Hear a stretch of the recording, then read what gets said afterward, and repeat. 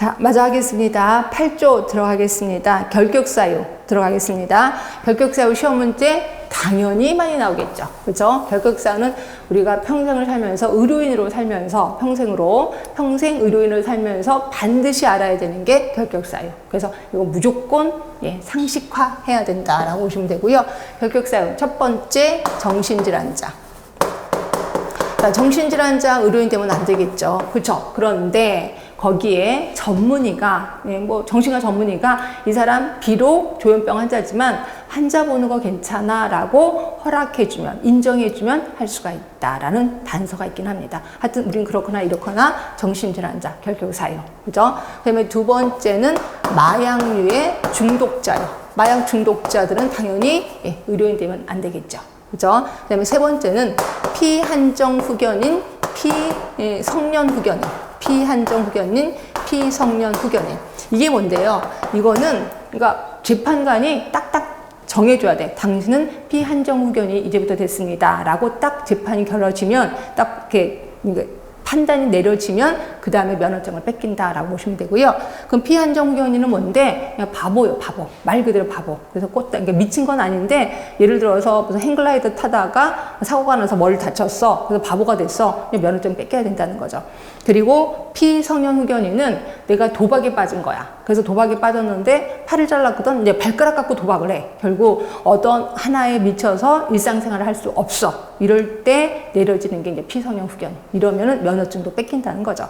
그 다음에 네 번째는 자, 법을 위반해서, 법의 종류는 되게 많을 겁니다. 의료법이라든지, 국민건강증진법, 국민건강보험법, 여러 가지 법을 위반해서 금고 이상의 형을 선고받은 사람.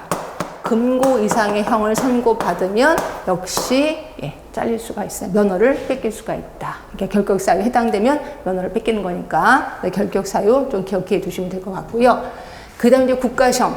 자, 국가시험은 이제 매년 봅니다. 그러니까 1년에, 그러니까 매년 1회 본다라고는 돼 있지만 이게 시행령으로 가면 1회 이상이라고 보시면 돼. 그래서 예전에 한번, 국가시험을 2번 본 적도 있었을 겁니다. 어느 국가시험인지는 잘 모르겠지만 하여튼 매년 1회 이상. 그러니까 이건 영예감은 있고요. 법에는 매년 1회라고 보시면 될 것 같고 그 다음에 이거는 공고사항을 좀 기억해 주셔야 돼. 뭐 시험 일자, 시험 과목 이런 것들을 공고하는데 90일 전에 공고를 합니다.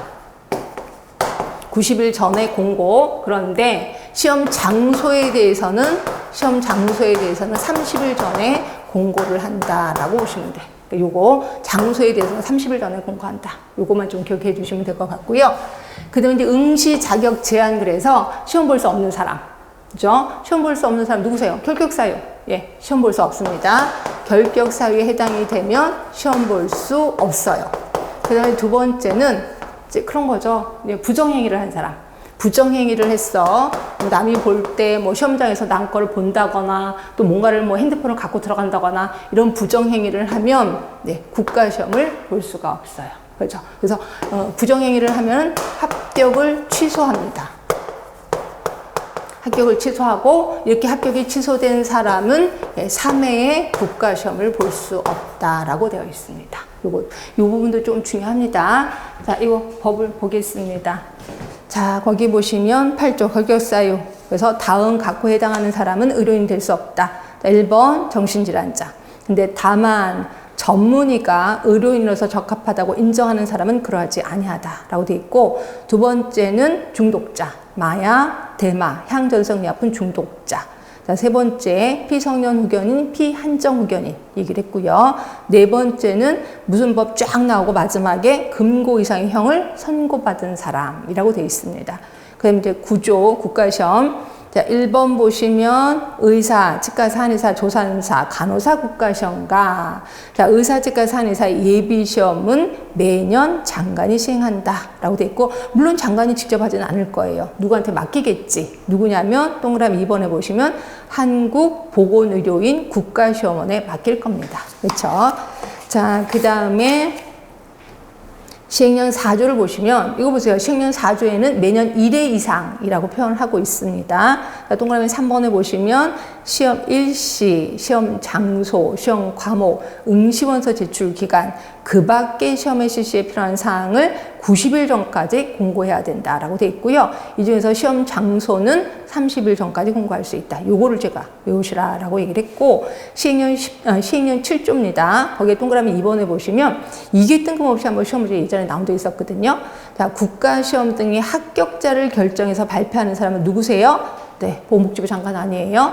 국가시험 등 관리기관의 장이 합격자를 결정하고 발표도 한다라고 보시면 돼요. 자, 10조입니다. 자, 응시 자격 제한.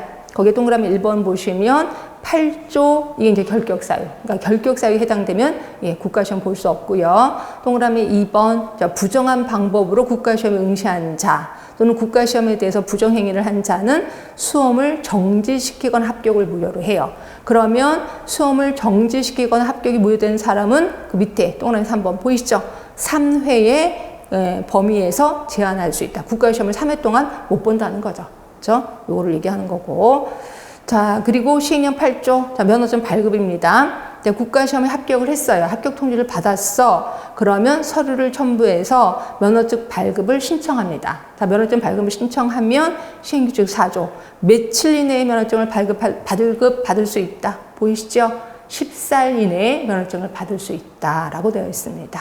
자, 그래서 오늘은 10조까지, 특히 요거 8조의 결격사유 조금 중요하다고 얘기를 했고, 이거 외우시라고 얘기를 했고요.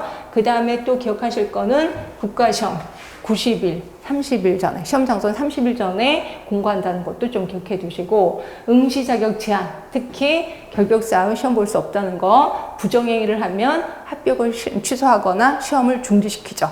그럼 이렇게 합격을 취소하거나 중지된 사람은 3회 국가시험 볼 수 없다. 요거 좀 알아두시는 게 좋습니다.